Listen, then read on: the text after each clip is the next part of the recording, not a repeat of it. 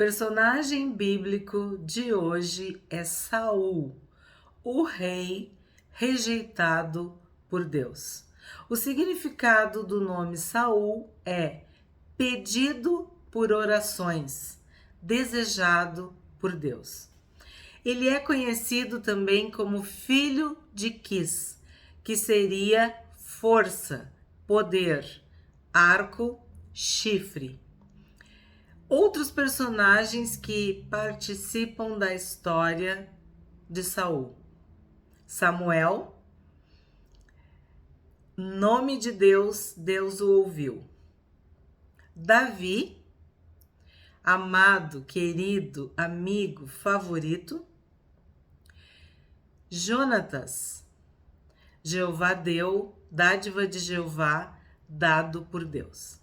A história de Saul é narrada no capítulo 9 de 1 Samuel até o capítulo 31. Temos outras referências também em 2 Samuel e 1 Crônicas.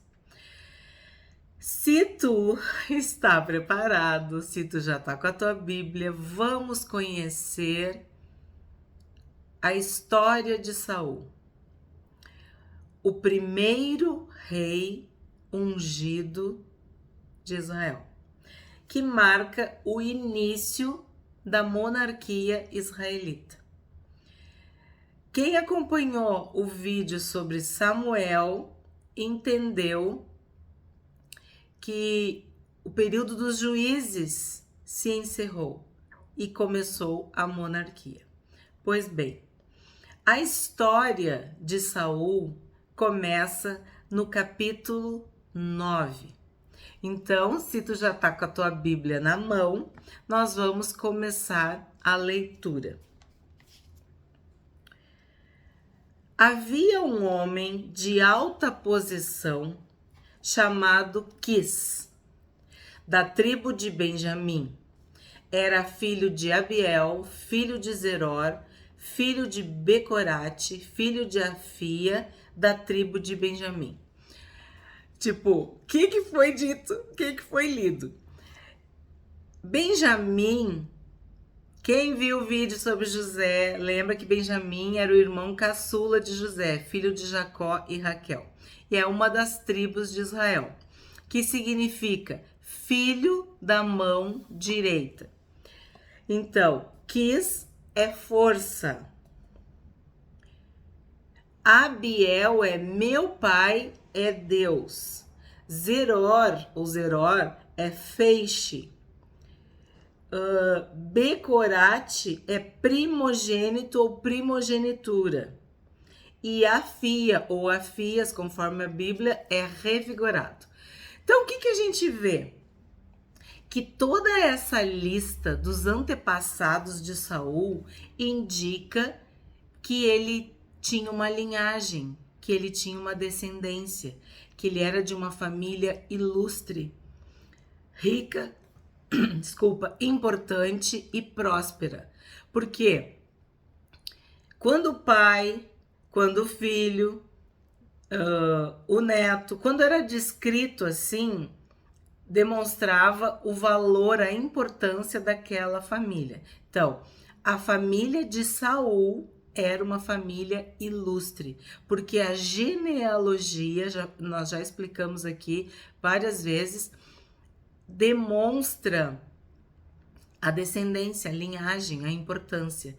Tanto que a gente viu a genealogia de Jesus, a gente viu como Mateus se dedicou a pesquisar e descrever a genealogia. Então, Saul começa de uma forma muito positiva, falando o texto falando sobre seu pai, seu avô, seu bisavô, em toda a família dele.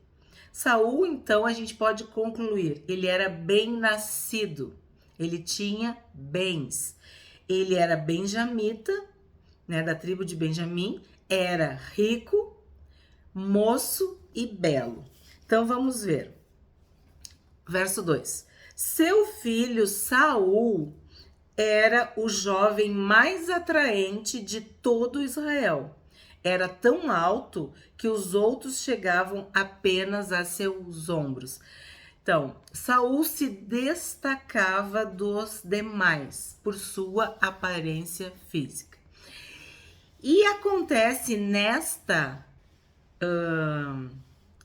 história, nessa narração, uma coisa muito peculiar, que foi a perda, o extravio das jumentas do seu pai Quis.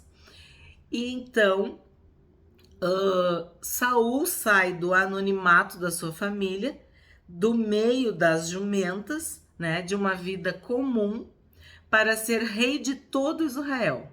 Ele era um jovem procurando as jumentas extraviadas do seu pai. E é assim que a história começa. Ele sai em busca das jumentas que tinham se perdido. Tinha um servo que o acompanhava, e esse servo, a palavra que está em hebraico indica que não era um servo comum, era talvez o servo dos servos, o líder dos servos, o mordomo, o administrador, alguém importante. E alguns teólogos estudiosos acham que este servo que acompanhou Saul, né, nesse episódio é Ziba.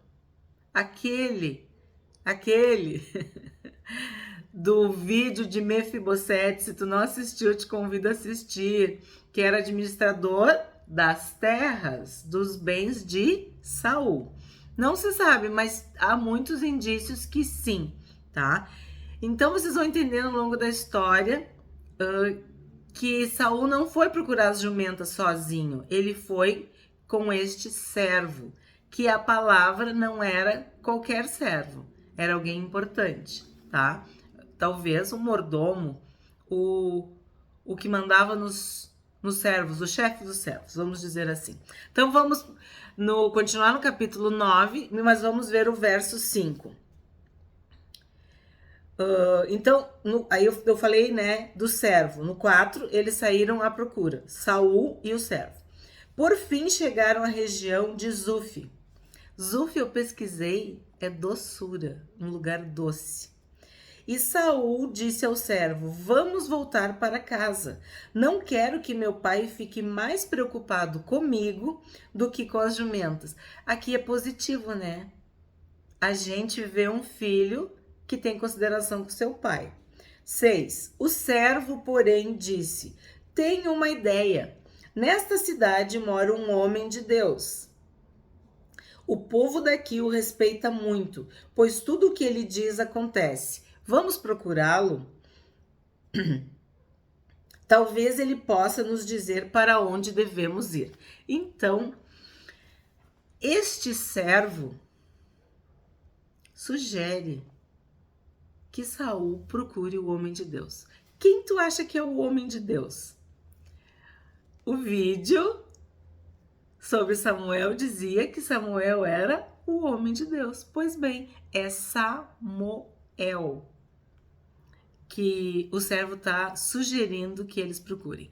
E aí sim, eles encontram Samuel. O servo que acompanhou Saul fala de Samuel, o homem de Deus. E eles encontram Samuel. E olha que interessante. Antes deles falarem com Samuel, Deus já tinha falado para Samuel que Saul ia ser o rei. Então vamos ver no verso 15 e no verso 16. No dia anterior à chegada de Saul, o Senhor tinha dito a Samuel: amanhã, por volta desta hora, enviarei a você um homem da terra de Benjamim. Você o ungirá para ser líder do meu povo de Israel. Ele os livrará dos filisteus, pois olhei para meu povo com misericórdia e ouvi seu clamor. Então Samuel, que era um homem de Deus, estava esperando Saul. Só que Saul não sabia de nada disso, ele só estava procurando as jumentas extraviadas do seu pai. E o resumo desse primeiro capítulo sobre Saul, capítulo 9, é que ele saiu para procurar as jumentas perdidas e encontrou a coroa real, o trono de Israel. Era um jovem que estava simplesmente buscando jumentas. E foi para uma cidade, foi para outra, e foi para uma, e foi para outra, e foi parar na cidade onde estava Samuel, o homem de Deus. Vamos para o verso 20. E não se preocupe com as jumentas. Samuel falando para ele, eles se encontraram. E não se preocupe com as jumentas, que se perderam há 3 dias, pois já foram encontradas. Eu lhe digo que as esperanças de Israel estão centradas em você e sua família. Então, o que Samuel fala para Saul? Que ele não se preocupe com as jumentas. Que ele agora tem que se preocupar com Israel, com o trono, com a coroa. E ele se encontra com Samuel, ele come com Samuel, ele senta à mesa, ele é honrado por Samuel. Aí no capítulo 10, vamos lá, vai acompanhando com a tua Bíblia. No capítulo 10, verso 1, olha o que acontece. Samuel pegou uma vasilha de azeite sagrado e derramou sobre a cabeça de Saul. Depois beijou Saul e disse: faço isso porque o Senhor o nomeou como líder de Israel, sua propriedade especial. Então, Saul foi ungido por Samuel, rei de Israel. Aí depois Samuel dá algumas instruções, explica para ele. Aí vamos ler o verso 6. Nesse momento, o Espírito do Senhor virá poderosamente sobre você e você profetizará com eles. Era com os outros profetas, é Samuel falando. Será transformado numa pessoa diferente. Samuel está dizendo que o Espírito Santo ia se apossar de Saul e ele ia profetizar junto com outros profetas. E ele ia ter o coração mudado. Ele ia ser uma nova pessoa. Vamos para o verso 10. Ao chegarem a Gibeá, Saul e o servo viram um grupo de profetas vindo em sua direção.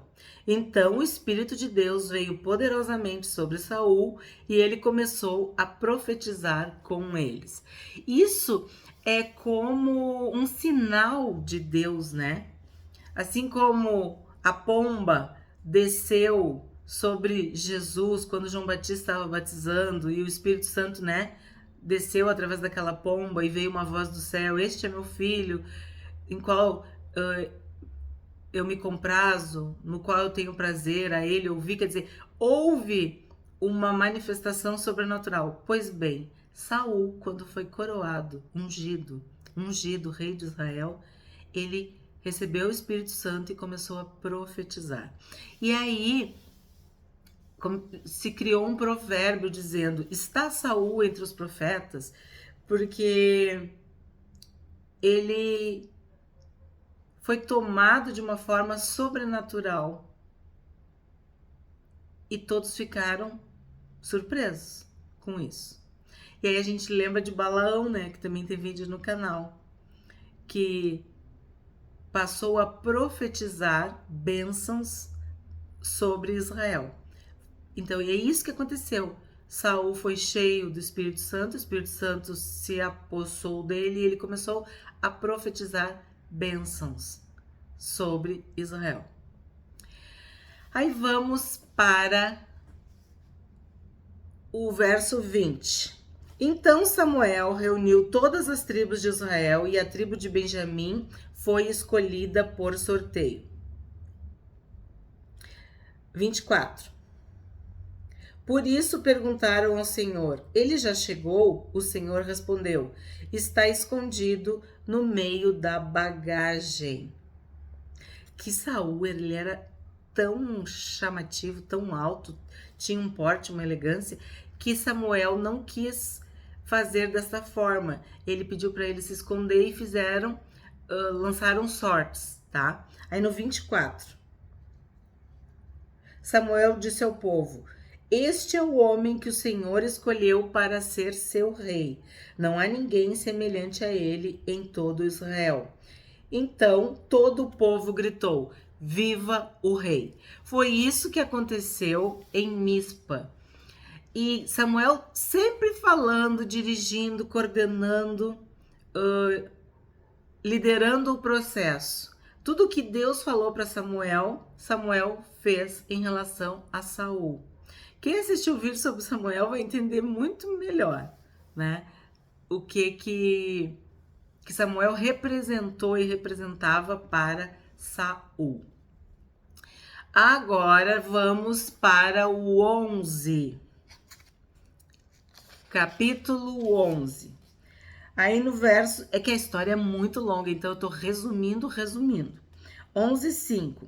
Quando Saul voltou à cidade, trazendo seus bois do campo, perguntou: O que está acontecendo? Interessante que no 9 ele está cuidando das jumentas, agora ele está cuidando dos bois. Então, realmente, eles tinham muitos bens, muitos rebanhos, muitas propriedades, servos. Dava para ver que ele era de uma família próspera.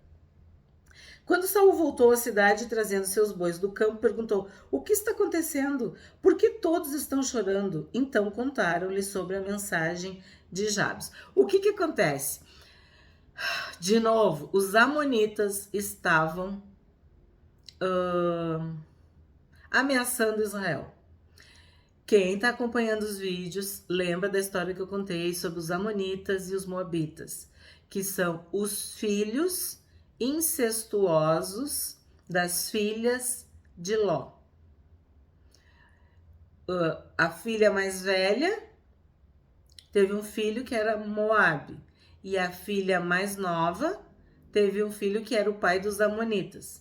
Então, os amonitas e os moabitas eram inimigos de Israel. Eles eram perturbadores, eles eram pagãos. E aqui nessa situação os amonitas estão de novo perturbando Israel. E aí, o que Saul faz? Lembra que ele já está ungido, lembra que ele já está com o Espírito Santo e ele toma uma decisão. Ó, nesse versículo 5, ele quer saber por que o povo está chorando. Aí no 6. O Espírito de Deus veio poderosamente sobre Saul e ele se enfureceu. Aí o que acontece? Ele mobiliza todo o povo, tá? Reúne um exército, vamos dizer assim, para lutar contra os amonitas. E ele pergunta: quem vai seguir Saul e Samuel? E ele, mobilizando o povo, eles vencem, eles derrotam os amonitas. Então, quando isso acontece, foi como uma credencial para Saul. E aí, no verso 15, olha o que aconteceu. Então, todos foram a Gilgal e numa cerimônia solene diante do Senhor, proclamaram Saul como rei. Depois trouxeram ao Senhor ofertas de paz, e Saul e todos os israelitas muito se alegraram. Então ele foi feito rei em Gilgal, após essa vitória sobre os amonitas. E Samuel fala mais. E nesse capítulo, quem assistiu o vídeo de Samuel, entre aspas, passa a faixa, vamos dizer assim. Ele encerra o ciclo dos juízes e transfere a unção, a autoridade, o poder para Saul, como agora rei de Israel. Ele seria o conselheiro, o amigo, o profeta, o sacerdote, o juiz para Saul, mas para o povo agora era Saul que ia liderar, tá? Então, no capítulo 12 a gente até falou no vídeo de Samuel, mas agora nós vamos para o 13, porque o nosso personagem é Saul. Então eu tenho que me deter mais nos fatos que envolvem a vida de Saul. Aí começa a derrocada. Tão lindo que estava até agora, né? Tão bonito, tão abençoado, mas vamos conhecer Saul, o rei rejeitado por Deus. Por que Deus rejeitou Saul? No capítulo 13 nós vamos ter algumas respostas para esta pergunta. Capítulo 13, verso 12. Assim pensei, os filisteus estão prontos para lutar contra nós em Gilgal, e eu não pedi ajuda ao Senhor. Por isso me senti na obrigação de oferecer o holocausto. O que acontece? Guerreando contra os filisteus, Samuel disse que ele tinha que esperar 7 dias. E Saul não esperou. E aí o povo estava pressionando, o povo estava se dispersando, o povo estava enfraquecendo, querendo se esconder, estava com medo dos filisteus. E os filisteus estavam avançando, E aí Saul estava esperando Samuel, e Samuel não chegava. Aí ele achou por bem de fazer o quê? Um holocausto.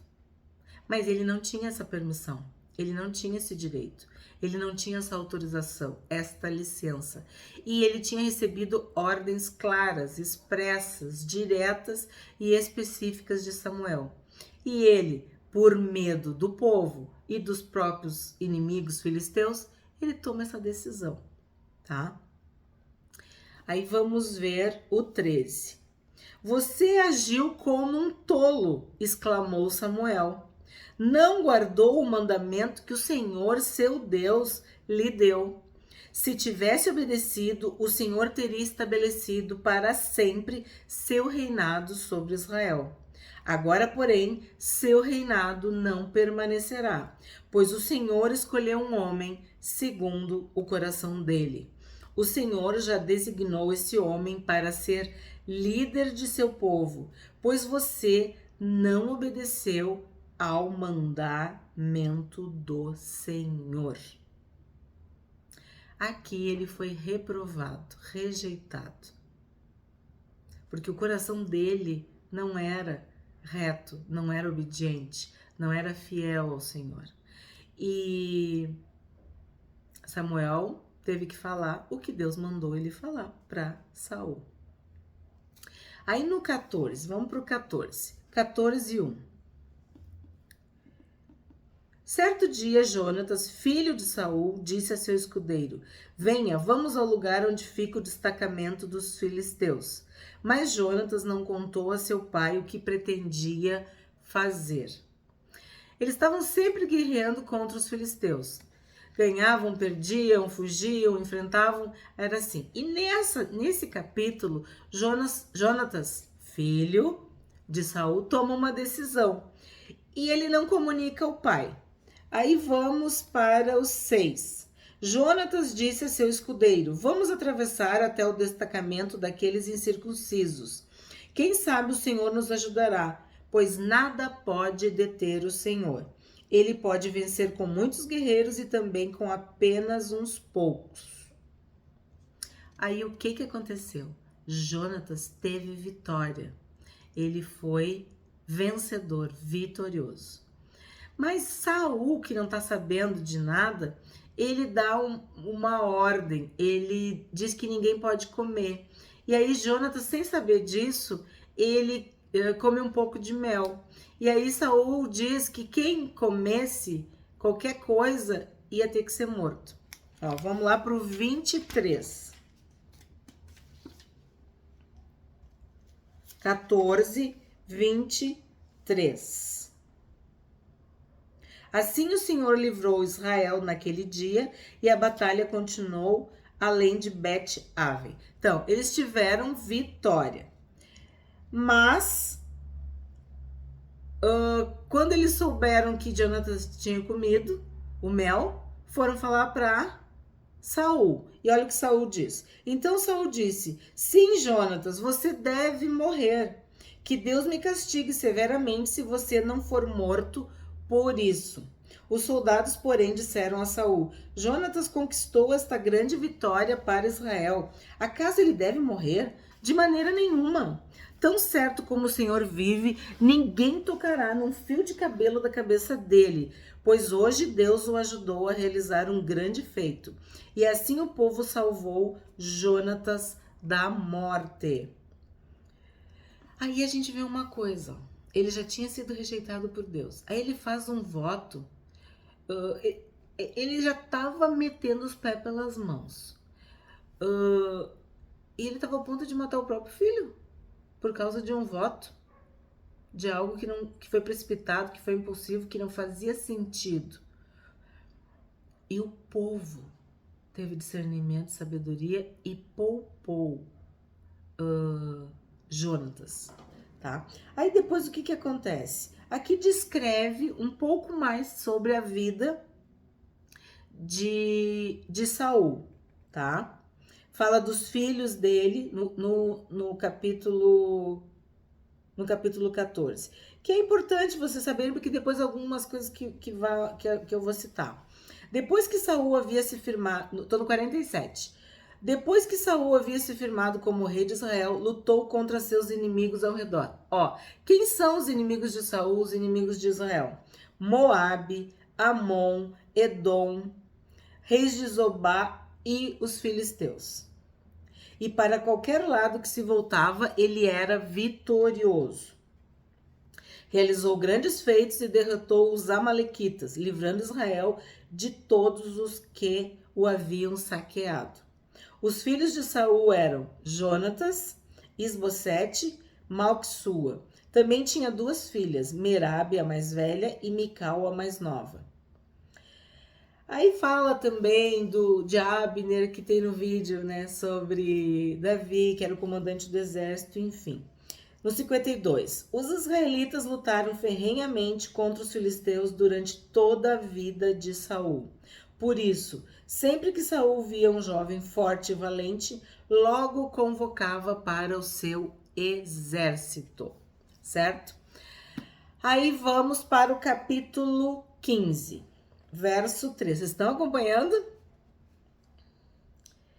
Agora vá outra guerra, tá? Outra guerra agora contra os amalequitas.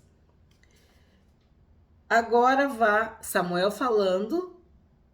Deus falou para Samuel, Samuel falou para Saul. Agora vai e destrua completamente a nação amalequita. Homens, mulheres, crianças, recém-nascidos, gado, ovelhas, camelos e jumentos. Vocês ouviram? Vocês ouviram? Eu ouvi. Destrói tudo. O que é destrói tudo? É destruir tudo. É matar, é aniquilar, é queimar, é acabar. É aqueles homens, mulheres, crianças, recém-nascido, gado, ovelha, camelo, jumento, tudo era em oferta, em sacrifício, em holocausto ao Senhor. Então, quando eles matavam tudo, aquilo não era deles, eles não tinham direito a despojo, aos despojos, porque aquilo era oferta ao Senhor. Então, eles matavam tudo, sacrificavam tudo. Vocês ouviram? Pois é. O que Saul fez? Vamos pro verso 9. Saul e seus homens pouparam a vida de Agag. Quem era Agag? Era o rei dos amalequitas. Bem como o melhor das ovelhas, do gado, dos bezerros gordos e dos cordeiros. Destruíram apenas o que não tinha valor ou que era de qualidade inferior. Vamos lembrar que Saul era rico, próspero. As jumentas, os bois, quer dizer, ele estava sempre envolvido com bens, né? Tinha servos, propriedades, terras. Aí ele olha para essas coisas dos amalequitas, esses bens dos amalequitas, e ele obedece como? De uma forma seletiva. Ele destrói apenas o que não tinha valor ou o que tinha qualidade inferior. Lembra no vídeo de Josué, quando eles perdem a única batalha, porque Acã cobiçou a capa, o ouro, a prata? Pois bem, Saul e seus homens pouparam a vida do rei e o melhor de tudo que eles acharam. Vamos para o 10. Então o Senhor disse a Samuel: arrependo-me de ter colocado Saul como rei, pois ele se afastou de mim e se recusou a obedecer às minhas ordens. Samuel ficou tão frustrado ao ouvir essas palavras que clamou ao Senhor a noite toda. Eu comentei isso, né? Que Samuel amava Saul, que ele tinha se dedicado a Saul. E ele via com muita tristeza essa rejeição de Deus, essa reprovação de Deus. Mas ele engoliu o choro e obedecia a Deus, Samuel, né? Ele orou a noite toda, né? Pediu a noite toda. Aí vamos para o 18. O Senhor o enviou numa missão e disse... Olha, ainda teve a didática, a pedagogia de conversar de novo. Vai e destrua completamente aqueles pecadores, os amalequitas. Lute contra eles até exterminá-los. Por que você não obedeceu ao Senhor? Por que tomou apressadamente os despojos e fez o que era mal aos olhos do Senhor? Aí olha o que Saul responde no 20. Mas eu obedeci ao Senhor, insistiu Saul. Cumpri a missão de que ele me encarregou. Trouxe o rei Agag, mas destruí todos os outros amalequitas. Então meus soldados trouxeram o melhor das ovelhas, dos bois, bem como o melhor dos despojos, a fim de sacrificá-los ao Senhor, seu Deus, em Gilgal. Aí vem aquele versículo, aqueles versículos que são, vamos dizer assim, a expressão da verdade, do que faz a diferença entre Saul e Davi. Samuel respondeu: o que agrada mais ao Senhor? Holocaustos e sacrifícios ou a obediência à voz dele? Ouça, a obediência é melhor que o sacrifício, e a submissão é melhor que oferta de gorduras de carneiros. A rebeldia é um pecado tão grave quanto a feitiçaria. E persistir no erro é um mal tão grave quanto adorar ídolos. Assim como você rejeitou, desprezou a ordem do Senhor, ele o rejeitou como rei. Saul foi um rei rejeitado por Deus. Deus o riscou, o tirou, o reprovou, o expulsou, acabou.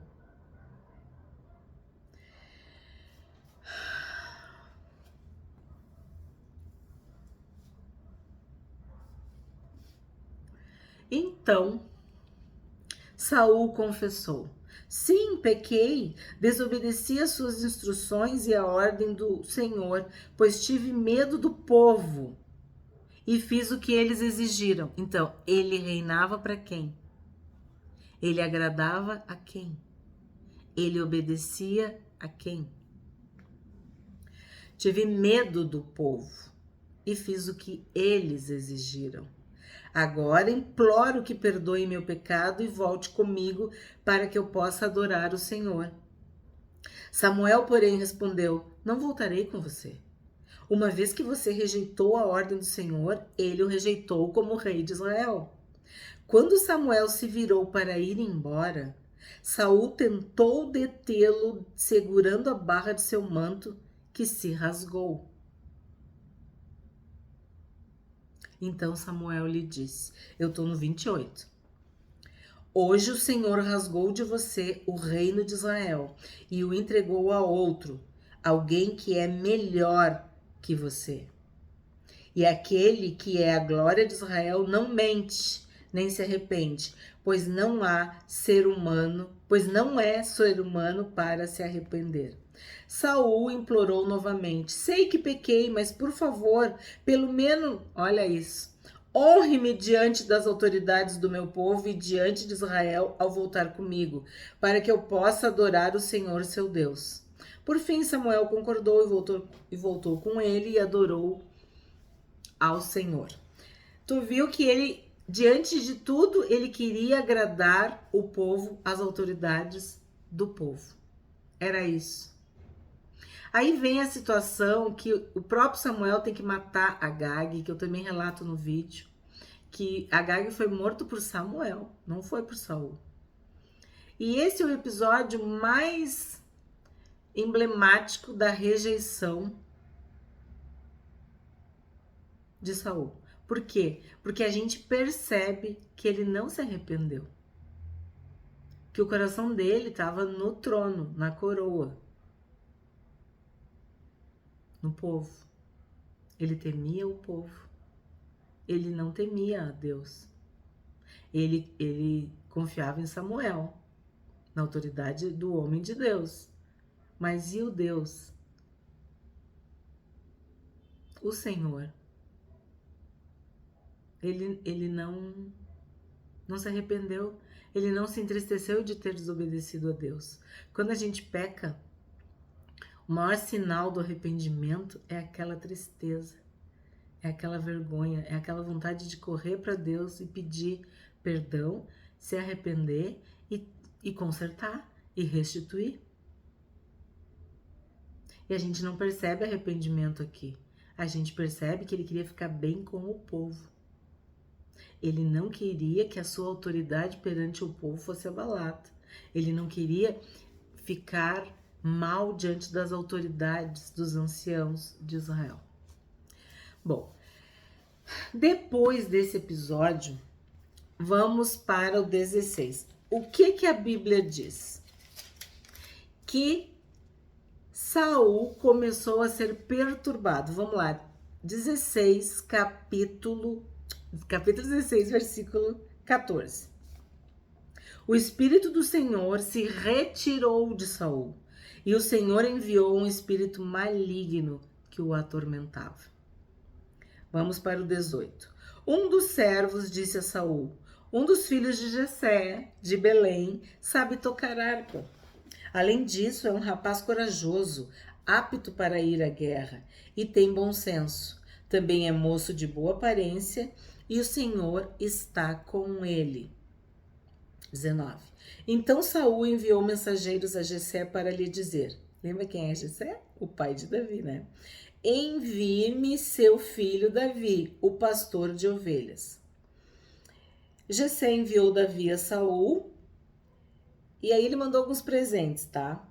21. Davi se apresentou a Saul e começou a servi-lo. Saul gostou muito de Davi e o tornou seu escudeiro. Então Saul enviou uma mensagem a Jessé pedindo: deixe que Davi continue a meu serviço, pois estou muito satisfeito com ele. Assim, 23. Assim, sempre que o espírito maligno enviado por Deus afligia Saul, Davi tocava a harpa. Saul se sentia melhor e o espírito se retirava dele. Aí a gente percebe o quê? Que Saul se apegou a Davi e vice-versa. Houve aqui uma amizade e Saul se sentia bem, se sentia aliviado. Mas o que acontece no capítulo? Aí tá, Davi mata Golias e começa a ficar famoso. Aí vamos pular pro 18, capítulo 18, tá? Que a história não é sobre Davi, é sobre Saul. Se tu quer saber sobre Davi, vídeo sobre Davi, um homem segundo o coração de Deus. Então, capítulo 18, no verso 1. Depois que Davi terminou de falar com Saul, formou-se de imediato um forte laço de amizade entre ele e Jonatas, filho do rei, por causa do amor que Jonatas tinha por Davi. A partir daquele dia, Saul manteve Davi consigo e não o deixou voltar para a casa de seu pai. Jonatas assumiu um compromisso solene com Davi, pois o amava como a si mesmo.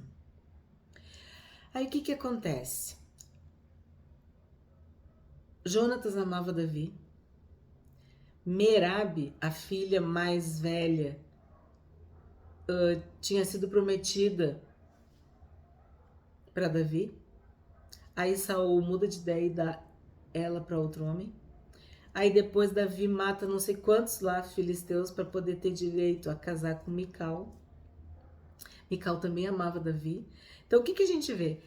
Que a família de Saul amava Davi.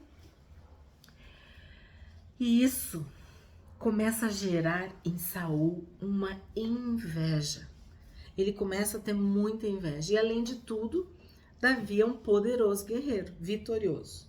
Então vamos ver ali no 9. Vamos ler o 8. Saul ficou indignado com essas palavras. Saul matou milhares e Davi dezenas de milhares. O que é isso? Disse ele. Atribuem a Davi dezenas de milhares e a mim apenas milhares? Só falta o declararem rei. Daquele momento em diante, Saul começou a olhar para Davi com suspeita. Aí ele começou, no dia seguinte, um espírito maligno enviado por Deus se apoderou de Saul e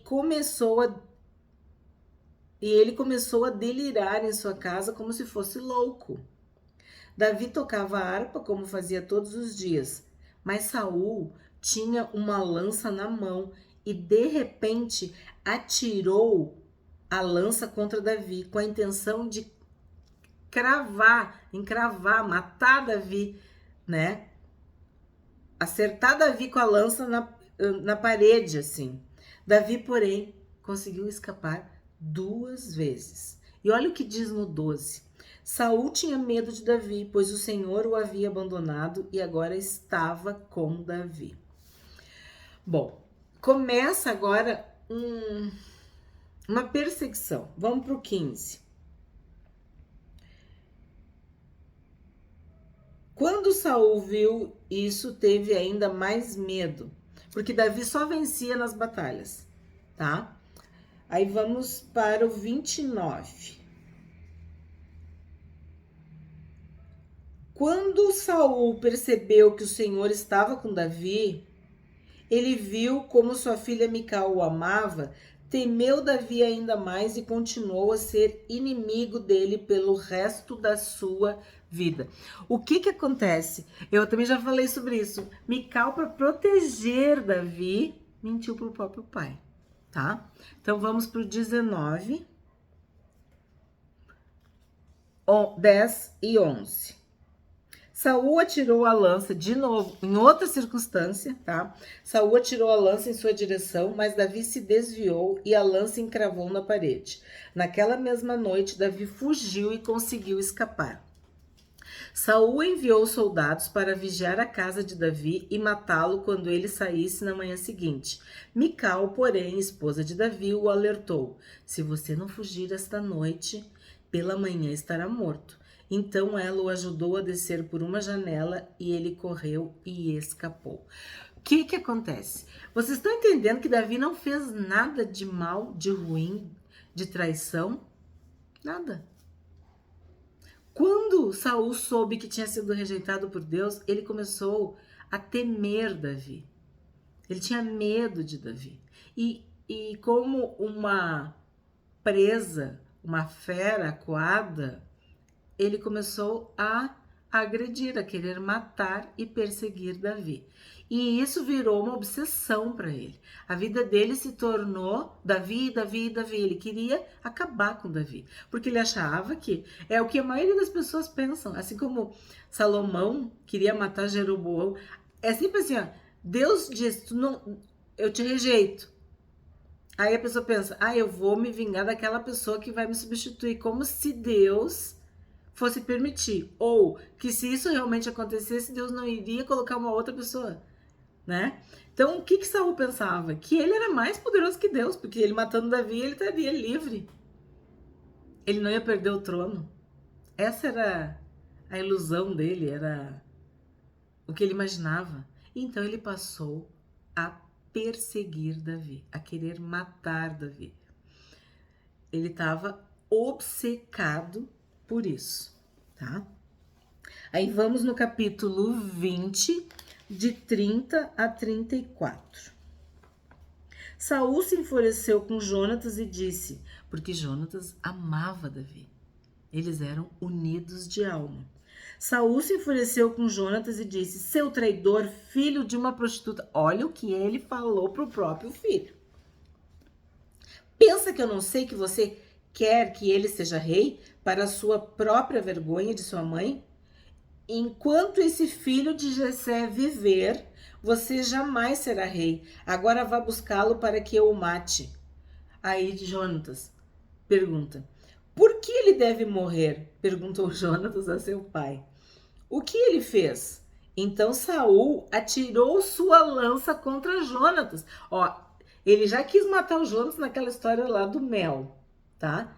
Aí o povo livrou Jonatas. Aí aqui ele atira a lança contra o próprio filho com a intenção de matá-lo.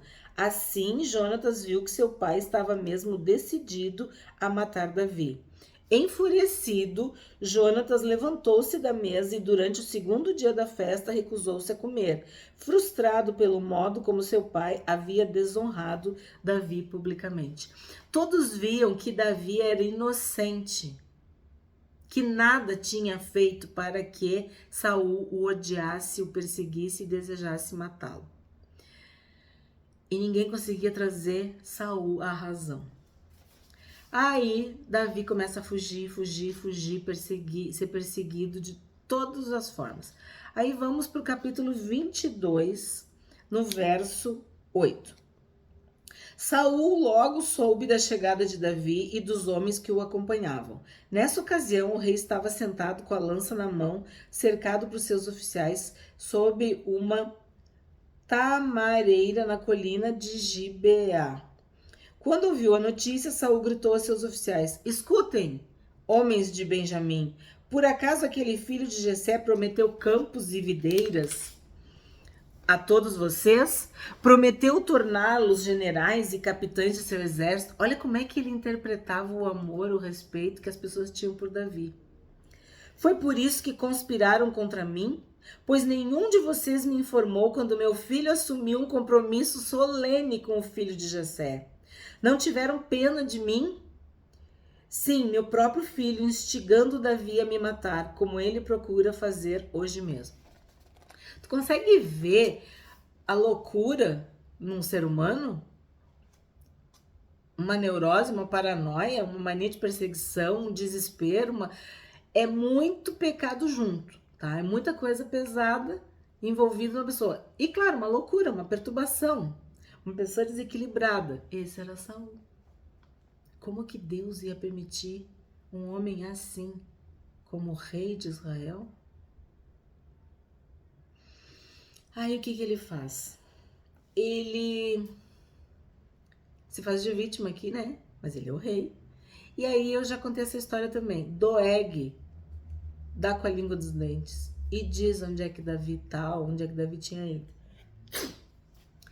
Davi se esconde junto aos sacerdotes de Nob. E aí olha o que acontece no 14.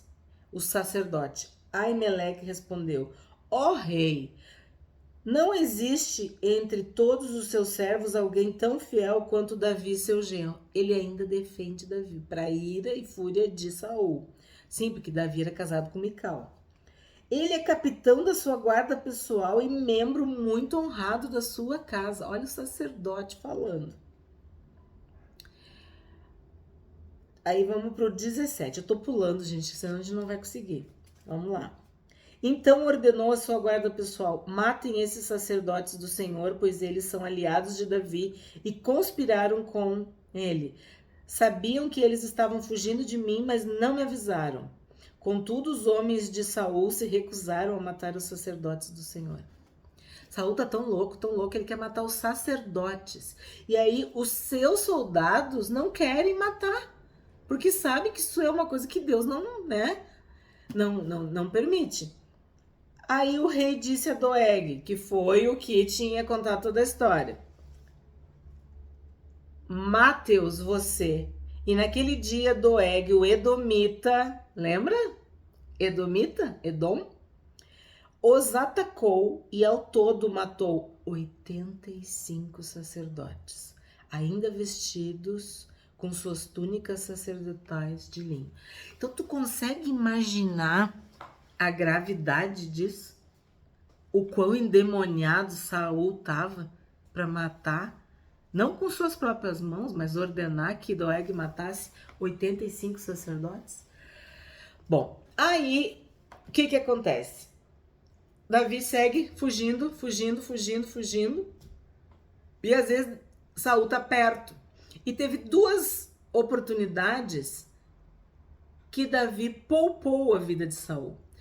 Tem uma que é na caverna, tá? É no capítulo 24, tá, gente? Vamos ler que é muito... Capítulo 24, verso 8. Davi saiu e gritou para ele: ó meu senhor, ó rei. E quando Saul olhou para trás, Davi se curvou com o rosto em terra. 12. Que o Senhor julgue entre nós dois. Talvez o Senhor castigue o rei por aquilo que procura fazer contra mim, mas eu jamais lhe farei mal. O que acontece aqui? Davi está dentro da caverna. E Saul vai lá, a Bíblia diz, aliviar o ventre na caverna. E Davi corta a ponta do manto de Saul. E a Bíblia diz que o coração de Davi disparou, ele começou a palpitar, ele ficou em pânico porque ele cortou a roupa, o tecido daquele que queria matá-lo. Ele tinha, vamos dizer, uma faca, uma espada na mão, podia ter matado Saul. Mas o que ele fez? Ele cortou um pedaço da roupa, do manto de Saul. E aí quando Saul tá bem longe, ele chama Saul e mostra o que ele fez. Só que aquilo para Davi foi um horror o que ele fez. Ele estava arrasado por ter tido aquela atitude, aquela ousadia de ter feito isso. Aí vamos ler o 16, tá? Desse capítulo 24. Quando Davi terminou de falar, Saul respondeu: é você mesmo, meu filho Davi. Olha a loucura, agora é meu filho, eu quero te matar, mas agora tu é meu filho. É você mesmo, meu filho Davi. Então começou a chorar e disse a Davi: você é mais justo que eu, pois me pagou o mal com o bem. Sim, você foi extremamente bondoso comigo, pois o Senhor me entregou em suas mãos, mas você não me matou. Quem mais deixaria seu inimigo escapar quando o tinha em suas mãos? Que o Senhor o recompense com o bem pela bondade que mostrou por mim hoje. Agora vejo que certamente você será rei e que o reino de Israel prosperará sob seu governo. Jure-me pelo Senhor que quando isso acontecer, você não eliminará minha família, nem destruirá meus descendentes. Tá? Vamos pro 26.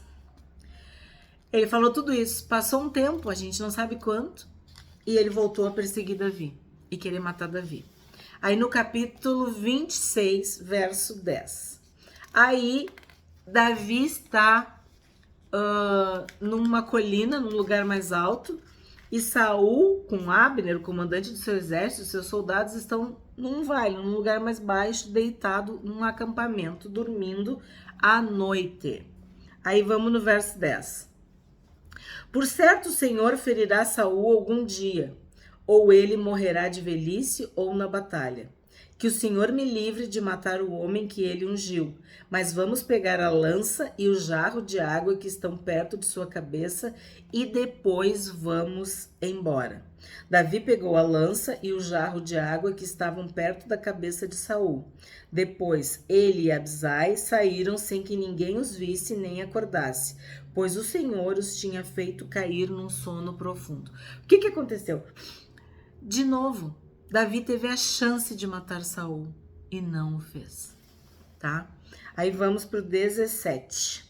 Saul reconheceu a voz de Davi e disse: é você, meu filho Davi. Davi respondeu: sim, meu senhor, o rei.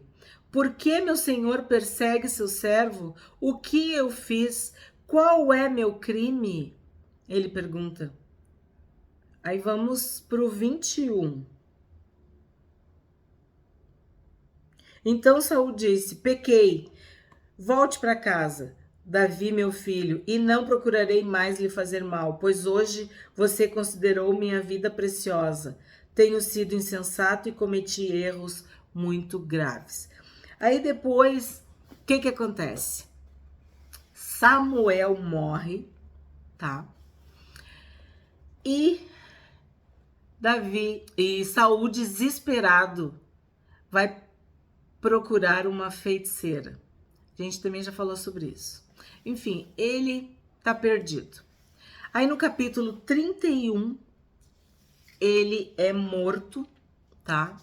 Pelos filisteus. Na verdade, há controvérsias, tá? Depois eu vou deixar nas referências sobre a morte de Saul, tá? O que acontece? No capítulo, em 1 Samuel, é dito que ele se lança sobre a própria espada. Tipo, ele se mata, ele se suicida. Aí em 2 Samuel, tem um relato de um amalequita que diz que chegou e ele ainda estava vivo e ele matou. Aí depois em Crônicas, explica muito bem que Deus que matou Saul. Então depois tu lê e tem as tuas conclusões. O que acontece é que Saul tem uma morte horrível, cortam a cabeça dele, o corpo dele fica exposto, e aí uns israelitas durante a noite viajam tipo 16 quilômetros para ir durante a noite pegar os corpos e sepultar. Então, ele ainda tem essa honra. E anos depois, Davi pega os ossos e sepulta Saul. Então, é uma história muito triste, né? A gente imaginar que tudo isso aconteceu com o rei. Por quê? Porque ele era um rei desobediente. Ele não entendia que ele era um representante de Deus. Ele achava que o mais importante era a coroa, era o reino, era o povo, era tudo que envolvia ser rei de Israel, mas não era honrar a Deus. Por isso ele foi rejeitado por Deus, porque ele desobedeceu.